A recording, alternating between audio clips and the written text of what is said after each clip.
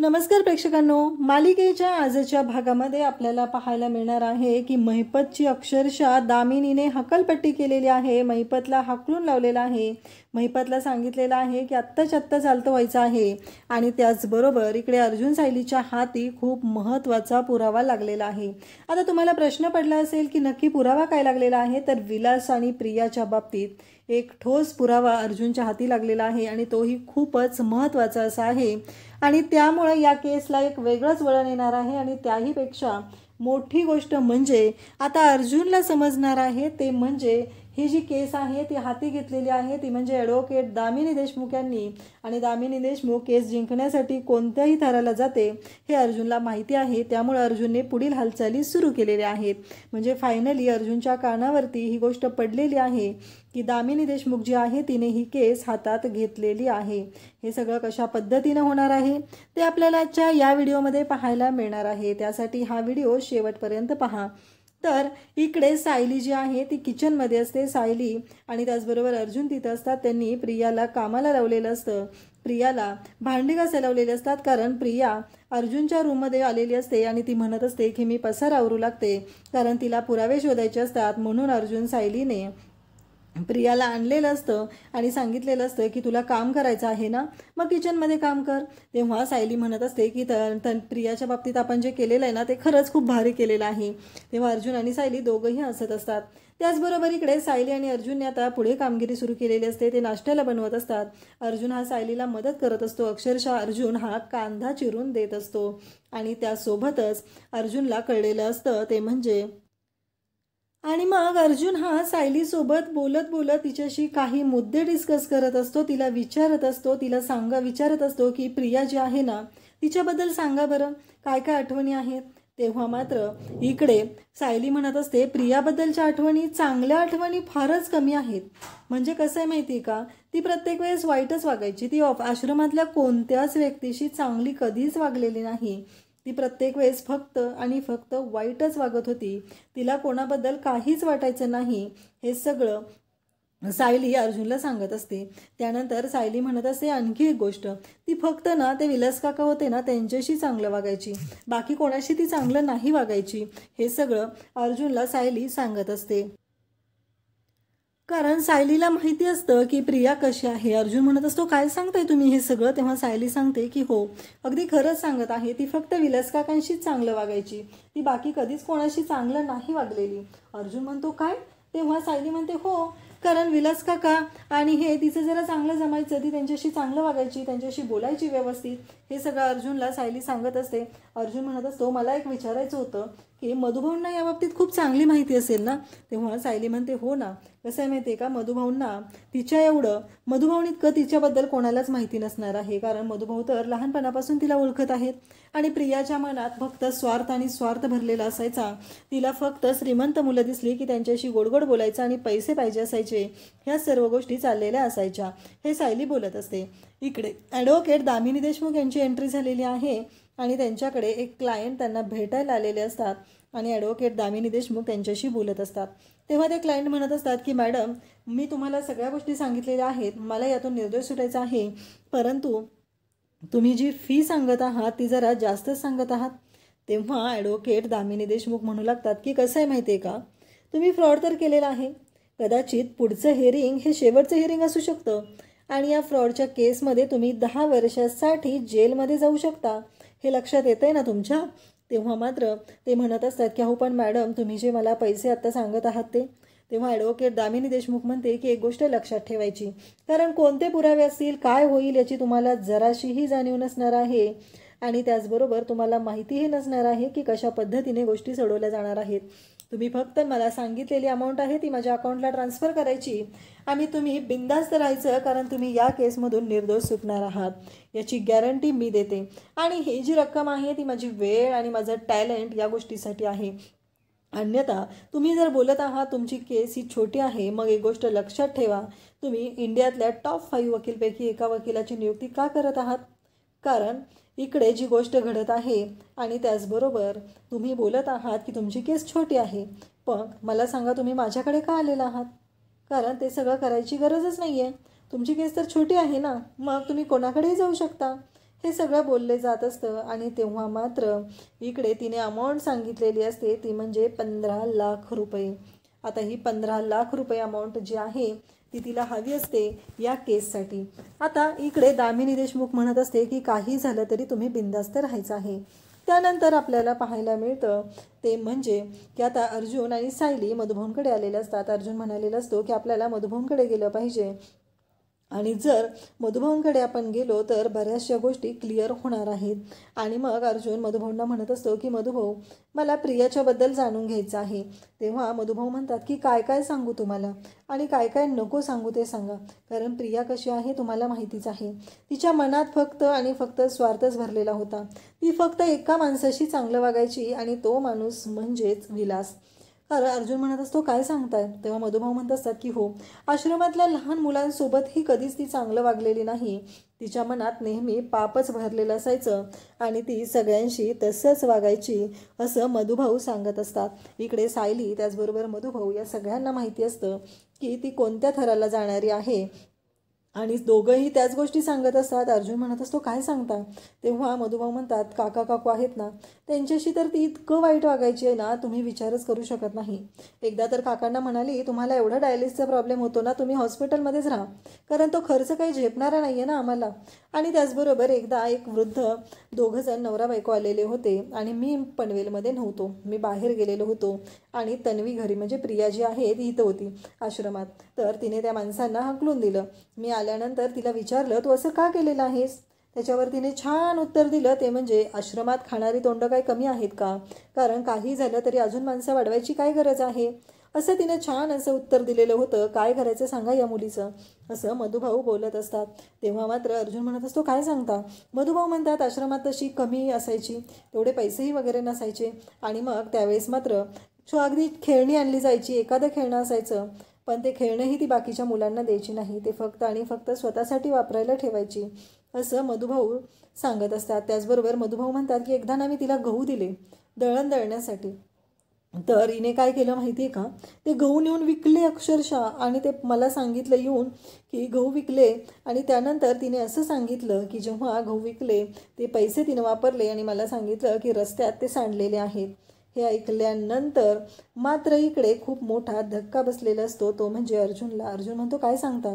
तेव्हा मधुभाऊ सांगतात की तिला काही वाणसामान आणायलासाठी पैसे दिले किंवा काही केलं तर ती काय करायची माहिती आहे का, वाणसामान आणायला जायची, दुकानातने कमी क्वालिटीचं घ्यायची आणि त्यानंतर महत्त्वाची गोष्ट असायची ती म्हणजे की ते वाणसामान घेतल्यानंतर तिने पुढचं केलेलं असायचं ते म्हणजे ते पैसे स्वतःसाठी वापरलेले असायचे.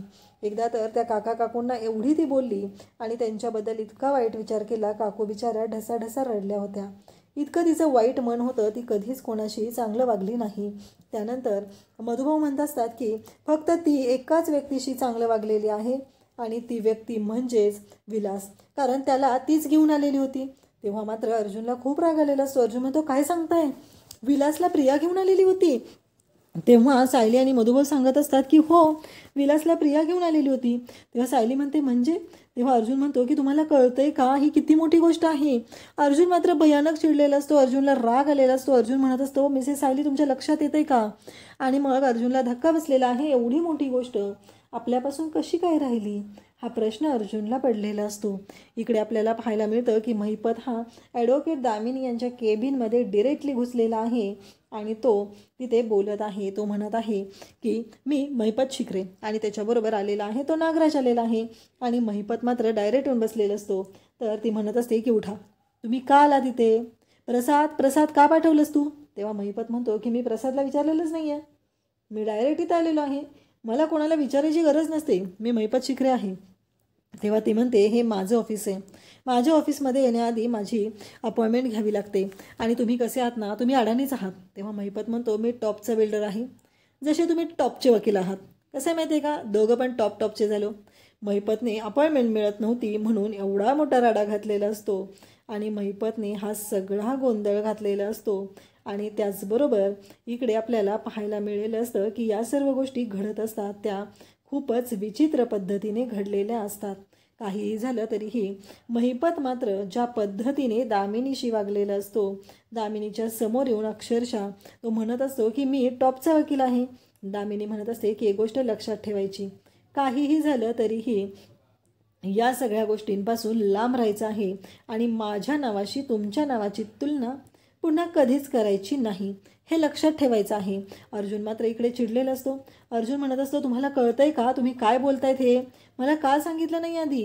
अर्जुन चिडलेला असतो. अर्जुन म्हणत असतो, म्हणजे तुमच्या लक्षात येतंय का की महिपतने प्रियामार्फत त्या विलासला प्लांट केलेलं होतं आश्रमात? ही गोष्ट तुमच्या लक्षातच आलेली नाही आहे मिसेस सायली. मी तुम्हाला वारंवार विचारत आहे. तेव्हा सायली म्हणत असते, हो तुम्ही मला वारंवार विचारत आहात, पण तुम्ही मला प्रत्येक वेळेस मर्डर झालेला होता त्यानंतरच्या गोष्टी विचारत आहात, आधीच्या गोष्टी कधी आपण बोललेलोच नाही.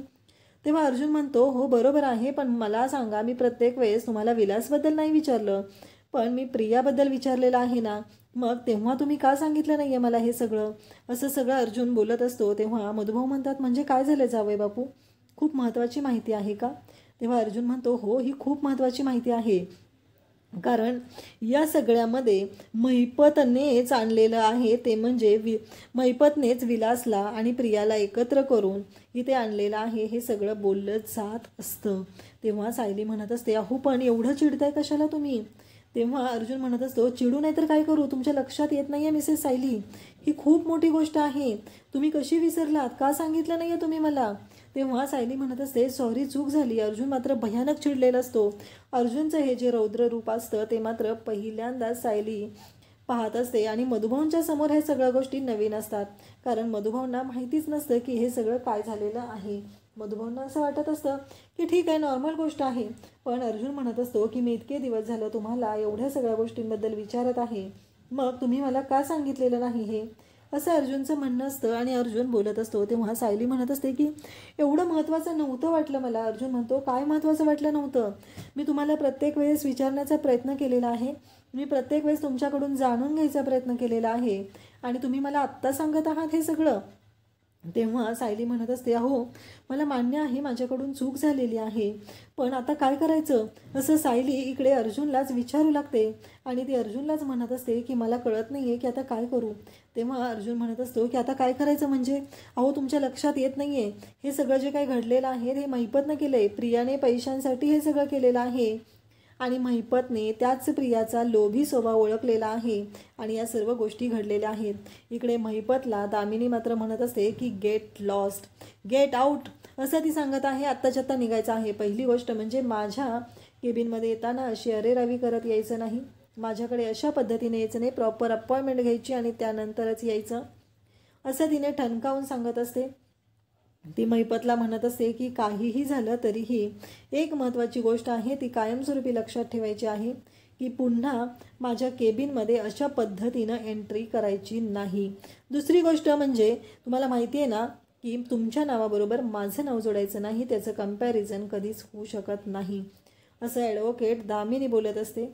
आणि दामिनीचं असं म्हणणं असतं की काहीही झालं तरीही मी ही गोष्ट विसरणार नाही की तुम्ही ज्या पद्धतीनं वागत आहात, असं दामिनी सांगत असते. आणि महिपत बिचारा शांतपणे दामिनीचं ऐकत असतो. ती म्हणते, 2 नंतर 3 तेवढं तर येतच असेल ना तुम्हाला, आणि तुमच्या वागण्यातून बोलण्यातून मला कळलेलं आहे की तुम्ही किती अडाणी आहात, तुमची काय लायकी आहे ते मला कळलेलं आहे, असं दामिनी सांगत असते. आणि आता आत्ता निघायचं इथून. महिपत मात्र बोलत असतो, आजपर्यंत महिपतचा अपमान कोणीच केलेला नसतो. तेव्हा ती म्हणत असते, माझ्या केबिनमध्ये यायचं नाही, तुम्ही कोण आहात नक्की? तेव्हा महिपत म्हणत असतो, कसं आहे माहिती आहे का, मृत्यू आणि यम कधीच विचारून येत नसतो, तो न विचारताच येत असतो, जसा महिपत शिखरे येत आहे, असं बोलणं चाललेलं असतं. आणि इकडे दामिनी मात्र भयानक चिडलेली असते आणि ती मात्र महिपतला धक्के मारत बाहेर काढत आहे आणि लवकरच शिपायाला बोलवत आहे. त्याचबरोबर इकडे नागराज म्हणत असतो, महिपत चल चल महिपत, नको असं करू, असं म्हणत नागराज घेऊन चाललेला असतो. त्यासोबतच आपल्याला पाहायला मिळतं की जेव्हा या सर्व गोष्टी घडत असतात, अर्जुन आणि सायली बोलत असतात. सायलीने मात्र तिला कळलेलं असतं तिच्याकडून काय चूक झालेली आहे आणि तिने कान धरून माफी मागत असते. ती म्हणत असते की ॲडव्होकेट अर्जुन सुभेदार, खरंच माझ्याकडून चूक झालेली आहे, मला माफ करा, मी ही गोष्ट तुम्हाला सांगायला हवी होती, मी तुम्हाला ही गोष्ट सांगितलेली नाही आहे, मला माफ करा, असं म्हणत सायली कान पकडून माफी मागत आहे. तेव्हा मधुभाऊंना ती म्हणत आहे की मधुभाऊ, हे ह्यांची ना मी नवीन केस पार्टनर आहे. तुम्ही यांना मधुभाऊ सांगा ना, मला नोकरीवरनं नका काढून टाकू. कारण मधुभाऊंच्या समोर अर्जुन चिडलेला असतो. मधुभाऊंनाही कळलेलं असतं. आणि मग इकडे मधुभाऊंना अर्जुन म्हणत असतो की मधुभाऊ, तुमच्या मुलीशिवाय ना मी कामच करू शकत नाही, त्यामुळे तिला मी नोकरीवरनं कधीच काढून टाकणार नाही, असं तुमच्या मुलीला सांगा. मधुभाऊ म्हणतात की हे तुमचं काही लढीवाळपणाचं जे भांडण आहे ते तुम्ही मिटवा, ते माझ्यासमोर नको आणि मला तुमच्या दोघांच्या मध्ये घेऊ नका, असं मधुभाऊ स्पष्टपणे सांगत आहेत. इकडे सायली आणि अर्जुन यांचं जे भांडण आहे, पण यातून मात्र अर्जुनला एक गोष्ट कळलेली आहे, ती म्हणजे की महिपत आणि विलास यांचं कनेक्शन, त्याचबरोबर प्रिया ही महिपतला विलासला आश्रमात घेऊन आलेली आहे, या गोष्टींचा उलगडा झालेला असतो. या सर्व गोष्टींचा खुलासा झालेला आहे आणि या केसचा रिझल्ट आता कसा लावायचा हा प्रश्न अर्जुनच्या पुढे आहे. अर्जुन बऱ्याच गोष्टी शोधून काढत असतो. इकडे अर्जुनला कळलेलं आहे की असं काही घडलेलं आहे, त्यामुळंच या सर्व गोष्टी घडत असतात. आणि इकडे आता महिपतच्या बाबतीत बऱ्याच गोष्टींचा उलगडा होणार आहे, त्यासाठी हा व्हिडिओ शेवटपर्यंत पहा. अपमानित झालेले नागराज आणि महिपत आता ऑफिसमध्येच बसून आहेत. दामिनीने आपली केस घेतलीच पाहिजे आणि दामिनी देशमुखच आपली केस लढणार असा त्याचा हट्ट आहे. पण आता तिने तर यांना अक्षरशः हाकलून दिलेला आहे. नागराज म्हणतोय, महिपत, तू तिला दाखवायला गेला होतास की महिपत शिकरे काय आहे, पण समजलं ना तुला दामिनी देशमुख काय आहेत. तिनं तुला दाखवून दिलं की दामिनी देशमुख म्हणजे काय असतंय. जरा समजून घे, ही बाई काय साधीसुधी नाहीये. पण मला कळत नाही याच बाईकडे तुला का केस द्यायची आहे. तेव्हा महिपत म्हणतो, मला विश्वास आहे की ही बाई आपल्याला केस जिंकून देऊ शकते, कारण हिच्याबद्दल मी काय काय ऐकलेलं आहे. मला माहिती आहे ही बाई आपल्यासाठी खूप इम्पॉर्टंट आहे आणि म्हणूनच मी शांत बसलो, नाहीतर मगाशीच तिचे तुकडे तुकडे करून टाकले असते. तेव्हा नागराज म्हणतो, आता काय तुझ्या बंदुकीला गंज चढलाय का, मग चालव की गोळी. शिकरे म्हणतो की नाही रे, आता सध्या ते शक्य नाही. माझ्या लेकरासाठी मला शांत बसावं लागतंय. माझे हात आता दगडाखाली अडकलेत म्हणून मी शांत बसतोय, नाहीतर या बाईला मगाशी तिथंच संपवलं असतं. माझा अपमान करते काय, तुला माहिती आहे ना आपला अपमान केल्यावर आपण गप्प बसत नाही. पण आता पर्याय नाही उरलेला माझ्यापुढं. आता मला काही केल्यास साक्षीला त्या केसमधून बाहेर काढायचं आहे आणि त्यासाठी महिपत शिकरे काही करू शकतो. कोणाला बोलू शकतो, गोड बोलू शकतो, पाय धरू शकतो, पाहिजे ते करू शकतो, पण साक्षीला मात्र मला त्यातून बाहेर काढायचं आहे. नागराजला तो समजावून सांगत आहे. नागराजला समजलंय की आता महिपतला काही केल्या ती केस फक्त आणि फक्त दामिनी देशमुख यांनाच द्यायची आहे. तेव्हा नागराज त्याला म्हणतो, पण तुला असं वाटतं का ती आपली केस घेऊ शकेल. महिपत म्हणतो, घेणार, नक्की आपली केस घेणार, कारण त्या बाईचा वीक पॉईंट काय ते मला माहिती आहे. त्या बाईचा वीक पॉईंट म्हणजे पैसे आहेत. आपण तिला पाहिजे एवढे पैसे देऊया. तेव्हा नागराज म्हणतो, खरंच तुला असं वाटतंय का की या सगळ्या गोष्टीमुळे ती आपली केस घेऊ शकेल. महिपत म्हणतो, हो नक्की. रात्र झालेली असते आणि आता दामिनी देशमुख ह्या त्यांच्या ऑफिसमध्ये काम करतच बसलेल्या असतात आणि शिपाई येऊन त्यांना सांगतो, तुम्ही त्या दोघांना बाहेर बसायला सांगितलं होतं, ती दोघं अजूनही बाहेरच आहेत, ती गेलेली नाही आहेत. दामिनी देशमुख म्हणते, कोण दोघं, कोणाबद्दल बोलतायत. तेव्हा तो म्हणतात तो शिपाई म्हणतो की तुम्ही ज्यांना हकललं होतं ना ते दोघं अजूनही बाहेर आहेत. तेव्हा दामिनीला समजतं की महिपत आणि त्याच्याबरोबर आलेला एक जण हे दोघं पण बाहेर आहेत. आपण त्यांना बाहेर थांबायला सांगितलं होतं, म्हणजे त्यांना गरज आहे असा विचार करून ती शिपायाला सांगते की त्यांना बोलव. तिकडे महिपत आणि नागराज कंटाळून गेलेले असतात. नागराज महिपतला म्हणतो, ते आपल्याला आता विसरून पण गेलेले असेल. महिपत, आता इथं थांबण्यात आणि अपमान करून घेण्यात काही अर्थ उरलेला नाही, आपण निघून जाऊया. महिपत त्याला म्हणतो, अजिबात नाही. 2 तास नाही 10 तास बसावं लागला अजून तरी मी इथंच बसणार आहे, कुठेच जाणार नाही. आणि तेवढ्यात शिपाई येतो आणि त्यांना सांगतो की मॅडमनी तुम्हाला आतमध्ये बोलवलेलं आहे. हे ऐकल्यावर दोघांना पण आनंद झालेला आहे. ते दोघे आता तिकडे जायला निघालेले असतात. नागराज म्हणतो, तुझ्या सबर का फल मिठा होता हे या गोष्टीचं आता मला समजतंय, कारण आता आपल्याला तिला भेटायला मिळणार आहे. महिपत म्हणतो, तुला म्हणलं होतं ना थोडंसं थांब, बघ आता मी काय करतो आतमध्ये जाऊन, म्हणजे तुला कळेल की महिपत काय काय करू शकतो ते. आता या बाईसाठी आणि माझ्या मुलीसाठी मला जे काय करावं लागेल ना ते करायची माझी तयारी आहे, असं म्हणून महिपत आता दामिनी देशमुख यांच्या केबिनमध्ये चाललेला आहे. नागराजला कळत नाहीये की आता महिपत अजून तिथे गेल्यावर काय करणार आहे. तो त्याला म्हणतो, फक्त तिथं जाऊन काही राडा घालू नको. महिपत जातो ते पळत जाऊन त्याने दामिनी देशमुख यांचे पायच धरलेत. काही करा, पण माझ्या मुलीची केस घ्या. जोपर्यंत तुम्ही म्हणत नाही की मी तुमच्या मुलीची केस घेतलेली आहे, तोपर्यंत मी काय पाय सोडणार नाही, असं डायरेक्ट महिपत म्हणलेलं आहे. दामिनी म्हणते, असला मूर्खपणा इथं अजिबात करायचा नाही. तुम्हाला जर वाटत असेल की मी तुमच्या मुलीची केस नुसती ऐकावी, तरी देखील तुम्ही असला उद्धटपणा माझ्याशी करणार नाही. मला अजिबात या गोष्टी पटत नाहीत. पटकन उठा आणि सोफ्यावर बसा. जर तुम्हाला वाटत असेल मी केस ऐकावी, तर तुम्ही उठाल. हे सगळं ऐकल्यावर महिपत ताडकन उठतो आणि म्हणतो, हो, अहो तुम्ही म्हणाल ते करायची माझी तयारी आहे. फक्त तुम्ही म्हणा की तुम्ही माझ्या मुलीची केस घेतलेली आहे. तेव्हा ती म्हणते, मी केस फक्त पैशासाठी घेते. तुम्हाला माहिती आहे का मी पैशासाठी केस घेते ते? तेव्हा नागराज म्हणतो, हो हो मॅडम, आम्हाला माहिती आहे, त्या सगळ्या गोष्टी माहीत आहेत. महिपत म्हणतो, तुमची फी किती असेल ना तेवढी सांगा, आम्ही तेवढी सगळी फी द्यायला तयार आहे. कसं आहे, आम्ही गरीब जर असलो तरी देखील आम्ही पाहिजे एवढी फी देऊ शकतो. तेव्हा ती म्हणते, तुम्ही गरीब असाल तर इथं थांबूच नका, गेलात तरी चालेल. तेव्हा नागराज म्हणतो, अहो ते गरीब म्हणजे मनानं गरीब आहेत असं म्हणतायत, पैशाने ते अजिबात गरीब नाही आहेत. तुमची फी किती असू द्या, त्यांना अफोर्ड होणारी आहे आणि तुम्हाला पाहिजे तेवढी फी देणारे आहेत. तेव्हा ती म्हणते, ठीक आहे, केसबद्दल बोलला तर बरं होईल. तेव्हा नागराज सांगू लागतो की यांच्या मुलीवर खुनाचा आरोप झालेला आहे. वात्सल्य आश्रम केसबद्दल तुम्हाला माहितीच असेल. त्यामध्येच तिला आरोपी म्हणून दाखवण्यात आलेला आहे आणि तिच्यावर खुनाचा आरोप करण्यात आलेला आहे. तेव्हा दामिनी म्हणते, तुम्ही कोण? तुम्ही कशासाठी बोलताय? मी यांना बोलायला लावलेलं आहे. आता नागराजचं तोंड बंद झालेलं असतं आणि महिपत बोलत असतो, अहो माझ्या मुलीवर विनाकारण आळ घेतलेला आहे. वात्सल्य आश्रम केसमध्ये तिला अडकून टाकलेलं आहे. तिनं खून केलेलं नाही तरी देखील तिच्यावर खुनाचा आरोप झालेला आहे. तुम्ही काही करा, किती पैसे पाहिजे असतील तेवढी देण्याची माझी तयारी आहे, पण माझ्या मुलीला त्यातून तुम्ही निर्दोष मुक्त करा, अशी माझी विनंती आहे. पण दामिनी मात्र त्याच्याकडे बघतच राहते. तुम्ही सगळे डिटेल खरे आणि स्पष्ट सांगणार असाल तर मी केस लढणार आहे, असं ती म्हणते. नक्की काय झालेलं आहे मला सांगाल का? तेव्हा नागराजने दिलेली फाईल दामिनी पाहायला लागते. त्यातील एक एक ओळ ती वाचायला लागते. महिपत त्या फाईलकडं आणि तिच्याकडं पाहत असतो. आता खरंच सांगावं की न सांगावं असा प्रश्न त्याला पडलेला असतो. जर का वकिलाला सांगितलं खून केलेला आहे, तर आपण काहीतरी अडचणीत येईल असं महिपतला वाटत असतं. महिपत शांत बसतो. दामिनी फाईल बघते आणि एक एक गोष्ट वाचायला लागते. एक एक गोष्ट वाचत असताना तिच्या लक्षात येतं की ही केस तर अर्जुन सुभेदार लढत आहे. अर्जुन सुभेदार हे नाव वाचल्याबरोबर ती जरासं शून्यात हरवते. इकडं महिपत बघत असतो आणि विचार करतो की नक्की आपण काय करावं ते, हिला काय सांगावं की न सांगावं. आता दामिनीने विचारले की मला केस काय आहे ते नक्की सांगा. तेव्हा महिपत म्हणतो, अहो म्हणलं ना, माझ्या मुलीला यामध्ये गोवण्यात आलेला आहे. तिचा काही दोष नाही. वात्सल्य आश्रम केसचा आणि तिचा काही दोष नाहीये. पण आता तिच्यावर खुनाचा आरोप झालेला आहे. त्यातून तिला निर्दोष मुक्त करायचंय. तेव्हा दामिनी म्हणते, तुम्ही सगळी केस खरी सांगत असाल तर मी लढणार आहे. अन्यथा मला ही केस लढता येणार नाही. नक्की काय झालं ते सांगा. खून केलाय का नाही केलेला आहे? तेव्हा एकदम महिपत शांत बसतो. नागराजकडे पाहतो आणि विचार करतो सांगावं की न सांगावं आणि तो म्हणतो, हा म्हणजे खून केलेला आहे असं तो म्हणून टाकतो. ती म्हणते, बरं पुढं? मग आता महिपतला समजलंय की खून केलेला असला तरी ही साक्षीला वाचवू शकते आणि तो म्हणतो की आता यातून आपल्याला तिला बाहेर काढायचंय.